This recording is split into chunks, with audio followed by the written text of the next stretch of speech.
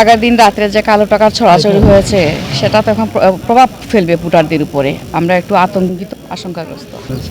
আমি রাশিদ আহমদ ন্যান্সি, জাতীয়তাবাদী দল থেকে ধানের শীষ প্রতীক নিয়ে এবার মেয়র প্রার্থী হয়েছি। এখন পর্যন্ত নির্বাচনের পরিবেশ তো সুষ্ঠু দেখতে পাচ্ছি। জয়ের ব্যাপারে আমি 100% আশাবাদী, কিন্তু আগের দিন রাত্রে যে কালো টাকার ছড়াছড়ি হয়েছে সেটা তো এখন প্রভাব ফেলবে ভোটারদের উপরে। আমরা একটু আতঙ্কিত, আশঙ্কাগ্রস্ত। আর একটু শৃঙ্খলা অভাব রয়েছে। এত বিজিবি, এত পুলিশ মোতায়েন করার পরে মনে হচ্ছে স্লো ভোট কাস্টিং হচ্ছে।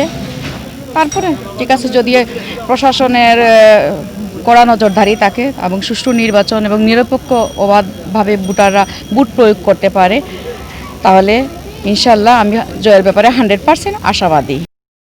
নির্বাচন হচ্ছে এবং শান্তিপূর্ণভাবে হচ্ছে। আমি আশা করি এভাবে যদি শান্তিপূর্ণ নির্বাচন হয়, আমি নির্বাচনের ব্যাপারে শতভাগ আশাবাদী। ভোটারদের উপস্থিতি ভালোই। সবগুলো সেন্টার ঘুরছে, মানে সবগুলো সার্বিক পরিস্থিতি মোটামুটি অনেকগুলোই সেন্টারে ঘুরেছি, পরিবেশ শান্ত, সব কিছু করেছে, প্রশাসন ভালোভাবে কাজ করছে। এখানে আমাদের সাথে কথা বলছি, ভোট নির্বাচন খুব সুস্থ নির্বাচন হচ্ছে। আমরা শান্তিমতে ভোট দিতে পারছি, কোনো অসুবিধা নাই। আমরা খুব শান্তিভাবেই আছি, কোনো অসুবিধাও না, গেঞ্জামও না, সুস্থ আমরা নির্বাচনে ভোট দিছি। এটি আমরা কামনা করি, এগুলো আমার শেষ।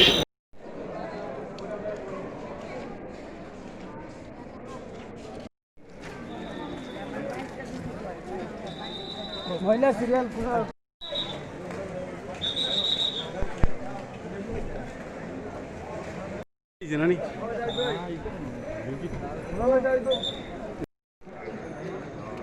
ভালো আছেন।